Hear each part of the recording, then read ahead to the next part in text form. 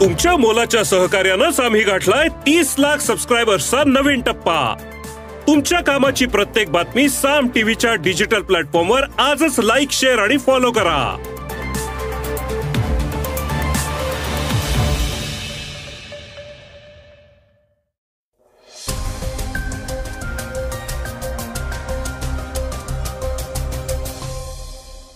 नमस्कार, मी गौरी कुबेर.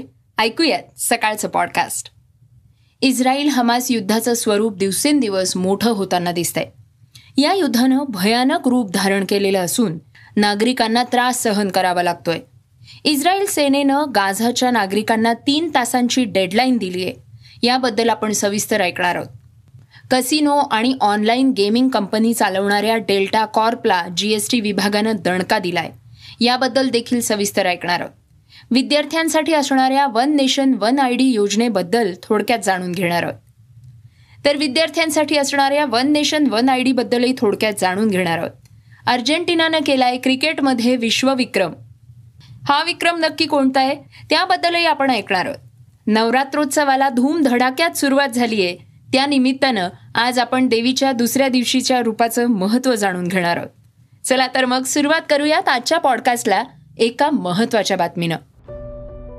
कसिनो आणि online gaming company चालवणाऱ्या डेल्टा कॉर्पला GST विभागानं दणका दिलाय. आता कर म्हणून कंपनीला तब्बल 6,385 कोटी रुपये भरावे लागणार आहेत. यानंतर कंपनीला द्याव्या लागणाऱ्या कराची एकूण रक्कम ही 23,206 कोटी रुपये झालेली आहे. डेल्टा टेक गेमिंगला गॉझियन नेटवर्क्स म्हणूनही ओळखलं जातं. ही कंपनी अड्डा 52 आणि अड्डा गेम्स असे गेमिंग ॲप चालवते. या कंपनीला आतापर्यंतचा कर, त्यावरला व्याज आणि दंड अशी एकूण रक्कम जमा करण्यास सांगण्यात आलेली आहे. नाहीतर CGST कायद्याअंतर्गत कंपनीला कारणे दाखवा नोटीस पाठवण्यात येईल. डेल्टा कॉर्प सोबतच कॅसिलो डेल्टिन डेन्झोंग, हाय स्ट्रीट क्रूज आणि प्लेजर क्रूज अशा 3 सहाय्यक कंपन्यांना देखील नोटीस पाठवण्यात आलेली आहे. या कंपन्यांकडनं एकूण 5,682 कोटी रुपये वसूल करण्यात येणार आहेत. गेमिंग कंपन्या आतापर्यंत प्लॅटफॉर्मवर 18% GST भरत आलेल्या आहेत. प्लॅटफॉर्म फी म्हणजे एखादी कंपनी गेम खेळण्यासाठी खेळाडूंकडनं घेत असलेलं कमिशन. मात्र आता सरकारनं असं म्हटलंय की GST दर हा कायम फुल फेस व्हॅल्यूवर होता आणि तो 28% होता. त्यामुळे सर्व कंपन्यांना नोटीस पाठवण्यात आलेल्या आहेत. इस्रायल हमास युद्धाचं स्वरूप दिवसेंदिवस मोठं होताना दिसतंय. या युद्धानं भयानक रूप धारण केलेलं असून नागरिकांना त्रास सहन करावा लागतोय. आणि आता इस्रायलच्या लष्करानं गाझा पट्टीतली कारवाई तीव्र केली आहे. लष्करानं गाझाच्या नागरिकांना 3 तासांचा वेळ दिला असून गाझाच्या उत्तर भागातनं दक्षिण भागात तात्काळ स्थलांतर करण्याच्या सूचना देण्यात आलेल्या आहेत. यासाठी इस्रायलकडनं पाथ टू सेफ्टी जारी करण्यात आलेला आहे. गाझामध्ये सकाळी 10 ते दुपारी 1 वाजेपर्यंत कोणतंही ऑपरेशन लॉन्च केलं जाणार नाही. या काळात नागरिकांनी दक्षिणेत सुरक्षित ठिकाणी स्थलांतर करावं.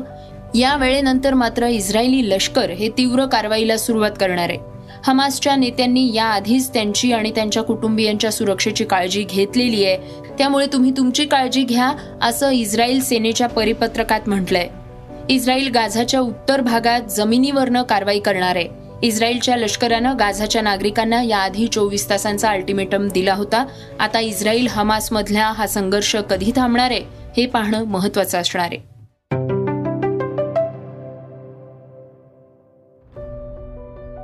समृद्धी महामार्गावरल्या अपघातांची मालिका ही सुरूच आहे. आता छत्रपती संभाजीनगरच्या समृद्धी महामार्गावर भीषण अपघात झाला असून त्यामध्ये 10 ते 12 जणांचा मृत्यू झालाय. सैलानी इथल्या दर्गावरून परत येणाऱ्या भाविकांच्या वाहनाचा अपघात झालाय.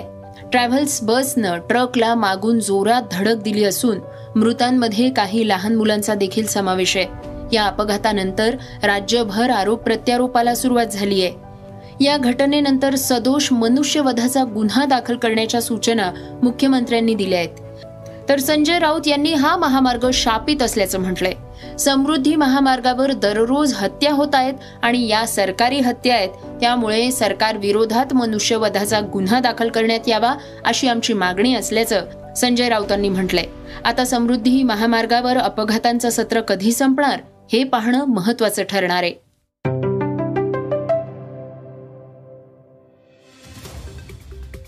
माजी IPS अधिकारी मीरा बोरवणकर यांनी त्यांच्या मॅडम कमिशनर पुस्तकात अजित पवार यांचं नाव न घेता त्यांच्यावर गंभीर आरोप केले आहेत.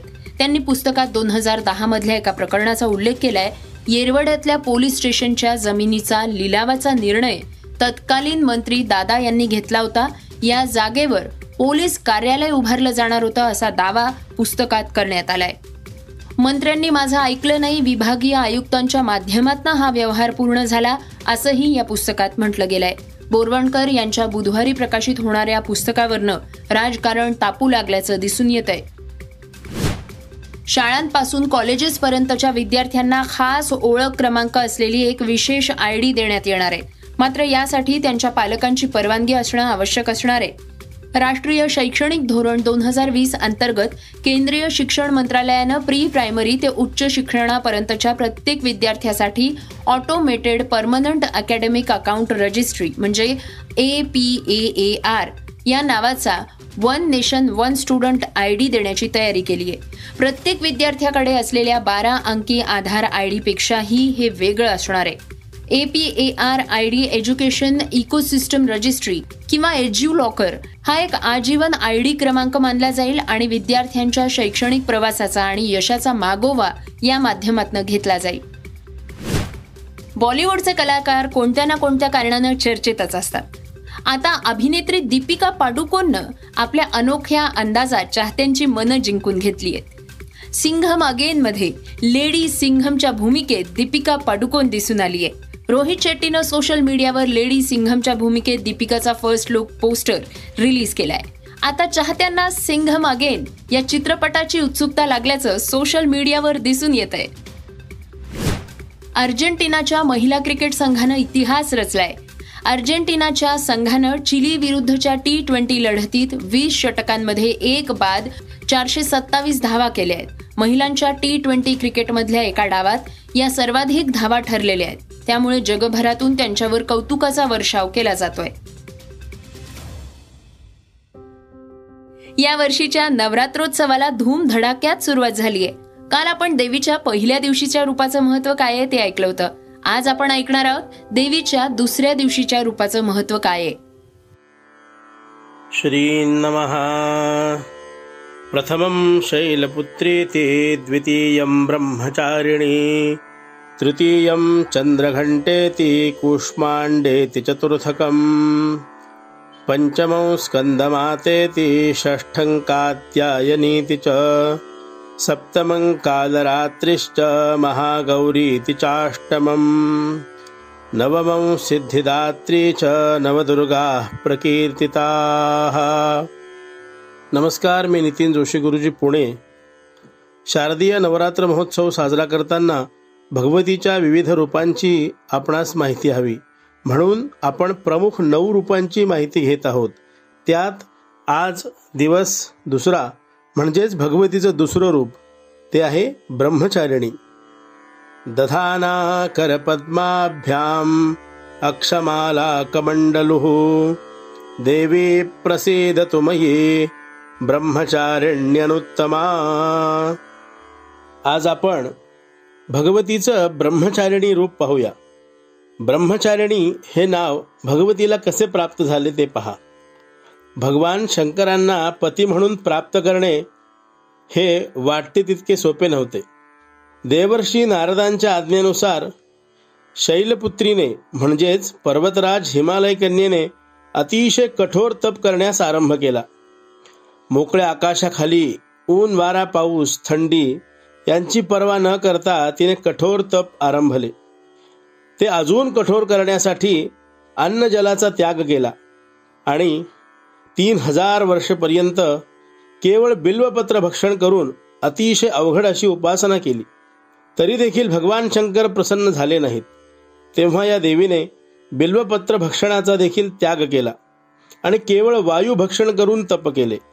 या अतिशय कठोर आणि अद्वितीय अशा तपाने सर्व देवता, ऋषी, मुनी प्रभावित झाले व सर्वांनी भगवान शंकर तुला पतिरूपात प्राप्त होतील असा वर दिला. या अत्यंत कठोर तप करून ब्रह्मचारी अवस्थेतच हे केले म्हणून या शैलपुत्री देवीला ब्रह्मचारिणी नाव प्राप्त झाले. या देवीची आपण उपासना केल्याने उदररोगावर म्हणजेच पोटाच्या विविध समस्येवर आपणास छान प्रभाव दिसून येतो.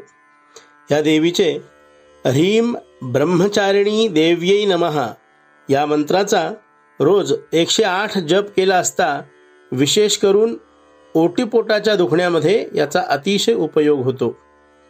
जय जगदंब. श्रोत्यांनो, हे होतं सकाळचं पॉडकास्ट. आजचं सकाळचं पॉडकास्ट तुम्हाला कसं वाटलं हे आम्हाला सांगायला विसरू नका. यूट्यूबवर सुद्धा तुम्ही हे सकाळचं पॉडकास्ट आता ऐकू शकता आणि त्या माध्यमातून तुमच्या प्रतिक्रिया, तुमच्या सूचना आमच्यापर्यंत जरूर पोचवा.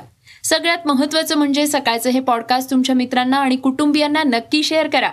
तर आपण आता उद्या पुन्हा भेटूयात. धन्यवाद. Script and research Neelam Pawar. वाचा, बघा आणि आता ऐका आणखी बातम्या isakal.com वर. तुम्ही हा पॉडकास्ट isakal वेबसाईट आणि ऍपवर सुद्धा ऐकू शकता. विसरू नका, या पॉडकास्टला आपल्या आवडीच्या पॉडकास्ट ऍपवर सबस्क्राईब किंवा फॉलो करायला.